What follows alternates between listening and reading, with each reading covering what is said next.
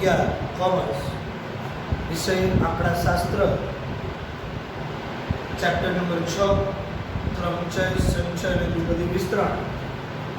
તો આ ચેપ્ટરનું last session આજે આપણે જોઈએ તો સેક્શન ડી એનો એક્ઝામ્પલ નંબર 8 સેક્શન ડી નો 8મો દાખલો એની અંદર આપણે જોઈએ તો એક સામાજિક સંસ્થા સાથે જોડાયેલા 4 સીએ અને 5 ડોક્ટરમાંથી 3 સભ્યોની સમિતિ બનાવવાની છે।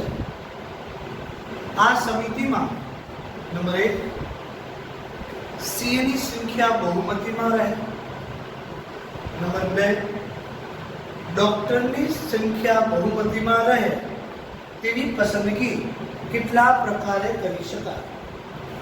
સૌથી પહેલા તો કોઈ એક સામાજિક સંસ્થા मतलब એનજીઓ છે, એની અંદર 4 સી અને 5 ડોક્ટર છે। 4 સીએ છે અને 5 ડોક્ટર છે, તો ટોટલ 9 સભ્યોમાંથી મારે સમિતિ બનાવવાની છે 3 સભ્યો। તો હું 3 સભ્યોની સમિતિ કેટલી રીતે બનાવી શકું, જેમાંથી 2 ઓપ્શન છે। નંબર 1 સીએ ની સંખ્યા બહુમતીમાં અને નંબર 2 બીજો ઓપ્શન ડોક્ટરની સંખ્યા બહુમતીમાં। तो दाखलाની શરૂઆત કરીએ।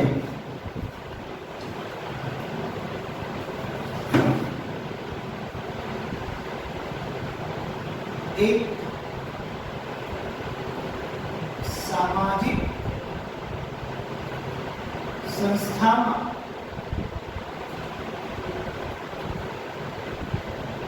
4 સીએ અને 5 ડોક્ટરો, 4 સીએ અને 5 ડોક્ટરો છે।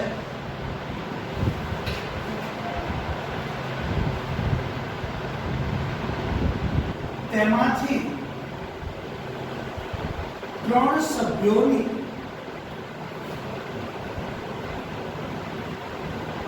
સમિતિ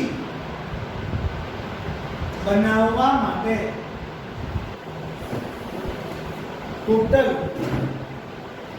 4 સીએ છે 5 ડોક્ટરો છે, એમાંથી મારે 3 સભ્યોની સમિતિ બનાવવાની છે।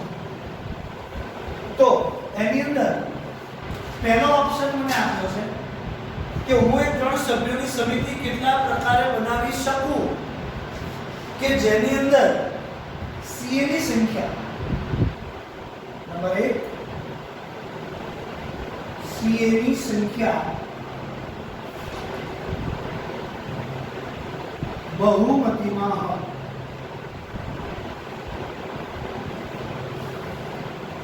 હવે એક્ઝામ્પલ આપણે અગાઉ શીખી ગયા છે કે જ્યારે પણ કોઈ પસંદગી કરવાની હોય 2 કે તેથી વધુ વસ્તુમાંથી કે વ્યક્તિઓમાંથી જ્યારે પણ પસંદગી કરવાની હોય ત્યારે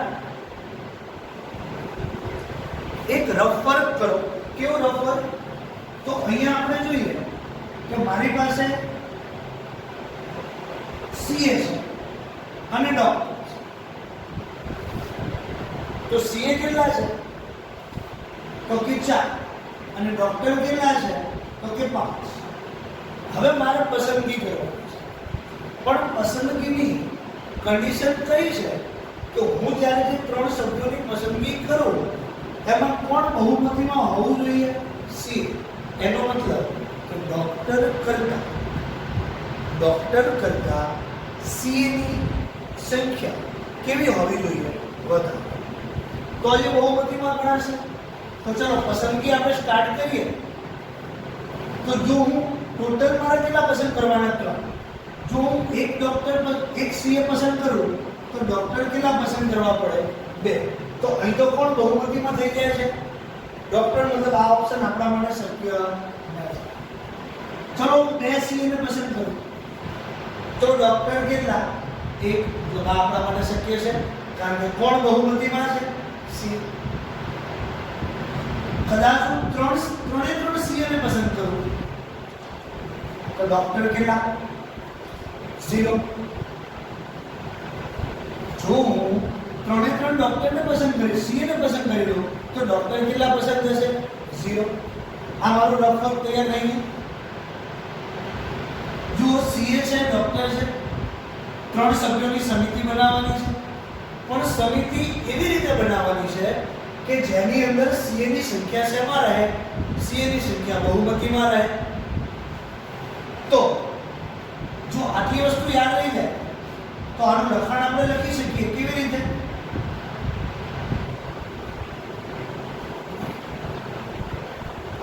ચાર સીએ અને 5 ડોક્ટરમાંથી 3 સભ્યોની સમિતિ બનાવવા માટે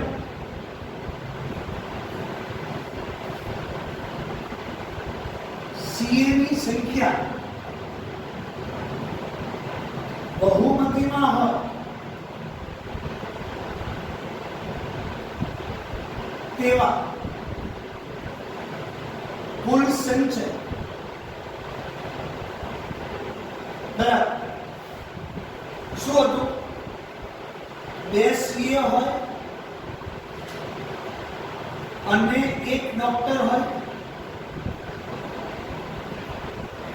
અથવા બીજો કયો ઓપ્શન છે?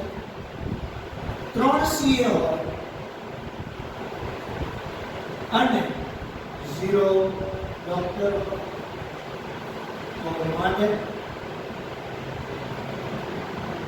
કુલ સંચય બરાબર જો 2 સીએ આપણી પાસે છે કેટલા? 4. તો 4 માંથી 2 મતલબ 4C2 અને એટલે ગુણાકાર 1 ડોક્ટર. ડોક્ટર કેટલા છે? 5. 5 માંથી 1 મતલબ 5C2. પછી કયો શબ્દ આવે છે? અથવા તો પ્લસ 3 સીએ. ટોટલ સીએ આપણી પાસે 4 છે તો 4 માંથી 3 મતલબ 4C3 અને એટલે ગુણ્યા 0 ડોક્ટર મતલબ ડોક્ટર ટોટલ કેટલા છે? 5.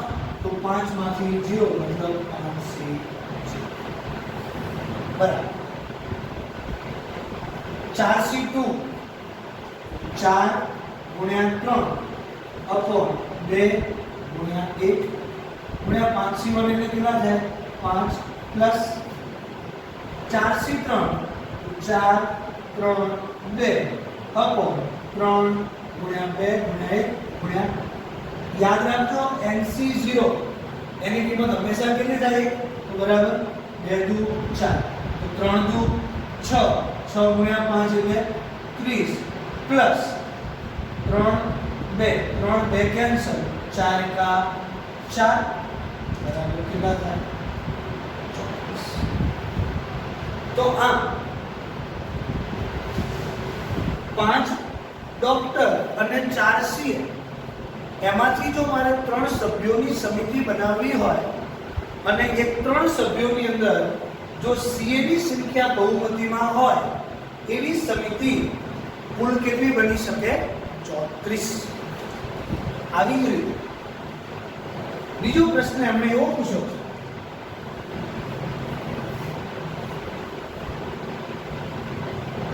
બીજો પ્રશ્ન એવો છે કે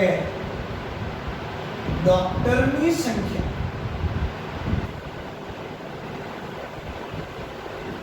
બહુમતીમાં એનો મતલબ શું કે સીએ કરતા ડોક્ટરની સંખ્યા કેવી હોવી જોઈએ? વધુ. તો એના માટેનું પણ આપણે એક રફર કરી સીએ અને ડોક્ટર. સીએ કેટલા છે? 4. ડોક્ટર કેટલા છે? જો કદાચ હું એક સીએ ને પસંદ કરું તો ડોક્ટર કેટલા? 2. અહીંયા શું થાય છે? ડોક્ટરની સંખ્યા બહુમતીમાં આ ઓપ્શન છે. અથવા તો તમે બીજો ઓપ્શન શું લખી શકો? ડોક્ટરની પસંદગી કરીએ કે અહીંયા હું 3 ડોક્ટરને પસંદ કરું તો સીએ કેટલા પસંદ થાય? 0. જો એક ડોક્ટર પસંદ થાય તો સીએ કેટલા પસંદ થાય? 2. તો આ ઓપ્શન આપણા માટે શક્ય નથી. તો 2 ડોક્ટર પસંદ થાય તો 1 સીએ પસંદ થાય. 3 ડોક્ટર પસંદ થાય તો 0 સીએ પસંદ થાય. તો ફરીથી એના માટે આપણે જોઈએ કે 4 સીએ અને 5 ડોક્ટરમાંથી 3 સભ્યોની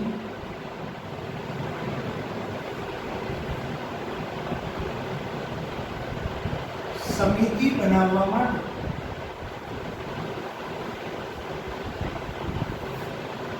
ડોક્ટરની સંખ્યા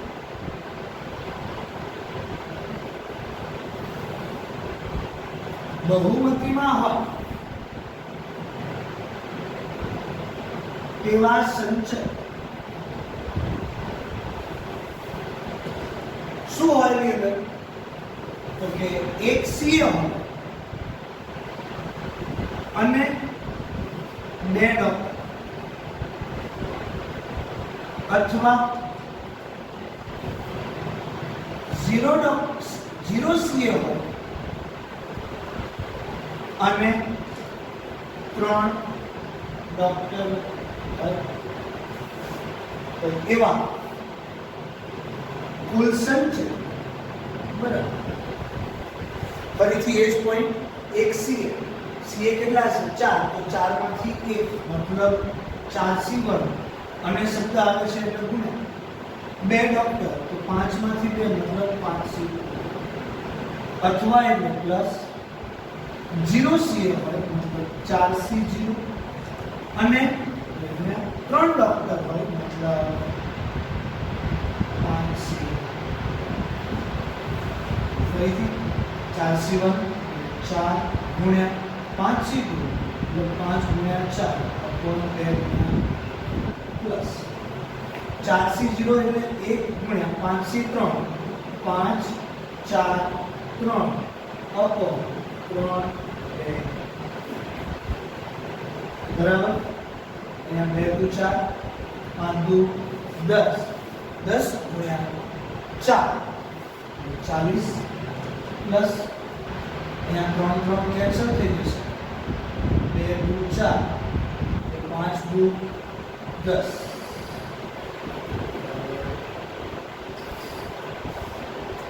તો અહીંયા 4 સીએ અને 5 ડોક્ટરોમાંથી મારે જો 3 સભ્યોની સમિતિ બનાવવી હોય, આ 3 સભ્યોની અંદર જો સીએની સંખ્યા બહુમતીમાં રહે એવી સમિતિ 34 પ્રકારે બનાવી શકાય અને ડોક્ટરની સંખ્યા બહુમતીમાં રહે એવી સમિતિ કુલ 50 રીતે બનાવી શકાય. તો આ હતો સેક્શન ડી. હવે આ ચેપ્ટરનો છેલ્લો એક્ઝામ્પલ જે આપણે બાકી છે સેક્શન સી ની અંદર એક્ઝામ્પલ નંબર 7. સેક્શન સી નો 7મો દાખલો જોઈએ.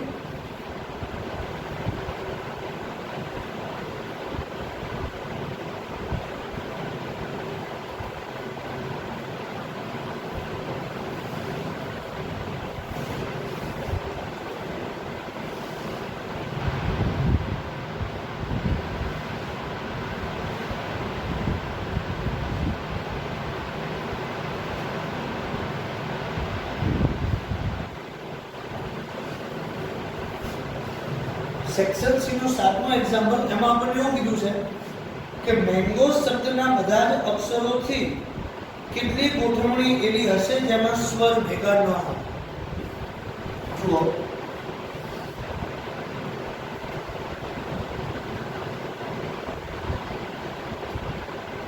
સેક્શન સી એનો એક્ઝામ્પલ નંબર 7. તો મેંગો શબ્દમાં એવી કુલ કેટલી ગોઠવણીઓ એવી બનશે કે જેમાં બંને સ્વર એક સાથે ન આવે. અત્યાર સુધી આપણે જે વસ્તુ શીખ્યા છે એ એવી શીખ્યા છે કે બંને એક સાથે આવે, પણ આ એક્ઝામ્પલ ની અંદર આપણને એવું કીધું છે કે બંને સ્વર એક સાથે ન આવે. તો કેવી રીતે દાખલો ગણવો? જ્યારે પણ તમને એવું કીધું છે કે બંને સ્વર એક સાથે ન આવે, તો એના માટે પણ આપણે દાખલો કયો ગણવાનો છે? બંને સ્વર એક સાથે આવે એનો એક એ જ દાખલાની ગણતરી કરી આપણે મેળવીશું કે બંને સ્વર એક સાથે ન આવે એવા કેટલા પરિણામોને મળી શકે. તો જોઈએ, મને અહીંયા મેંગો શબ્દની અંદર સ્વર કેટલા આપેલા છે? બે, એ અને ઓ. તો આ બંને સ્વર એક સાથે ન આવે એવી ગોઠવણી કેટલા પ્રકારે થઈ શકે? તો પહેલા તો હું એવું શોધીશ, જો બંને સ્વર એક સાથે ન આવે એવી કોઈ પદ્ધતિ છે નહીં, પણ એ ગણવા હોય તો કેવી રીતે ગણી શકાય? પણ આપણી પાસે એક પદ્ધતિ તો અવેલેબલ છે જ કે બંને સ્વર એક સાથે આવે. તો બંને સ્વર એક સાથે આવે એવી ગોઠવણી કેટલા પ્રકારે કરી શકાય? તો જોઈએ, અહીં મેંગો શબ્દમાં કુલ 2 સ્વર છે, તો બાકીના 3 જે છે એ વ્યંજન છે. તો અહીંયા હું લખીશ, અહીં 2 સ્વરનો એક એકમ અને 3 સ્વરનો 3 વ્યંજનના 3 એકમ એમ કુલ 4 એકમને 4 ફેક્ટોરિયલ રીતે ગોઠવી શકાય. માટે 4 ફેક્ટોરિયલ બરાબર 4 ગુણ્યા 3 ગુણ્યા 2 ગુણ્યા 1, 4 કરી 12 24. બીજો પોઈન્ટ, અહીં બંને સ્વરને પોતાના જ એકમમાં 2 ફેક્ટોરિયલ રીતે ગોઠવી શકાય. માટે 2 ફેક્ટોરિયલ બરાબર 2 ગુણ્યા 1 બરાબર 2. તો માટે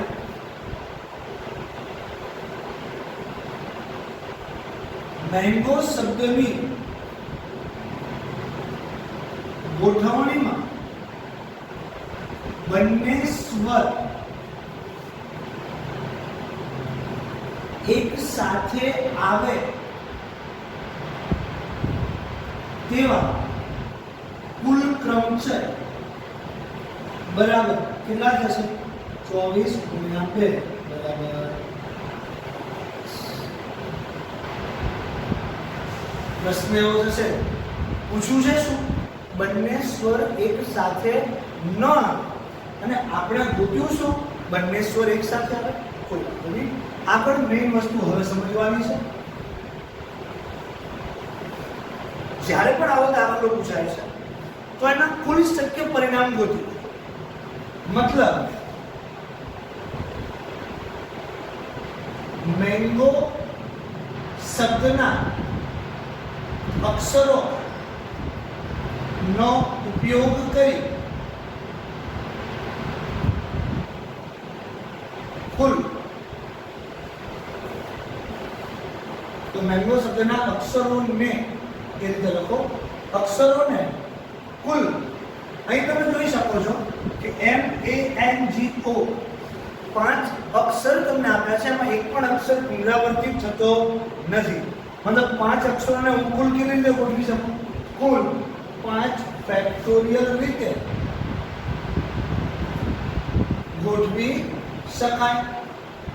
માટે 5 ફેક્ટોરિયલ બરાબર 5 4 3 2 બરાબર.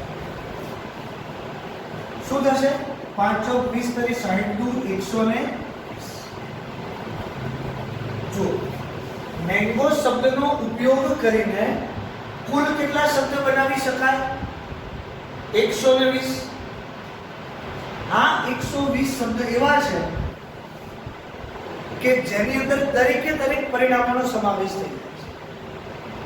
આપણે એવા 48 પરિણામ શોધ્યા.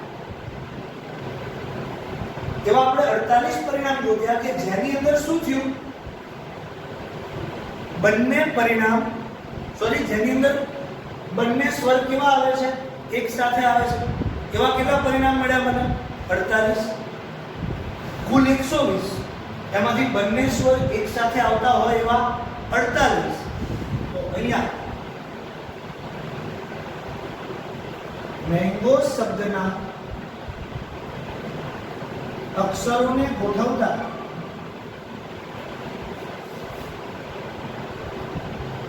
બંને સ્વર એક સાથે ન આવે તેવા કુલ ક્રમ છે. બરાબર. ટોટલ 120 છે. એમાંથી બંને સ્વર એક સાથે આવે છે એવા કેટલા પરિણામ છે? 48. તો એને હું બાદ કરી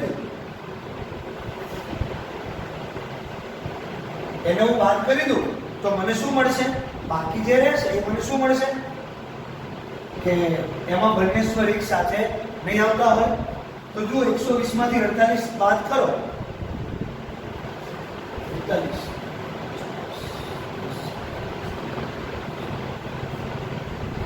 કેટલા વધશે? 72. તો 72 પરિણામ મને એવા મળે કે જેની અંદર બંને સ્વર એક સાથે આવતા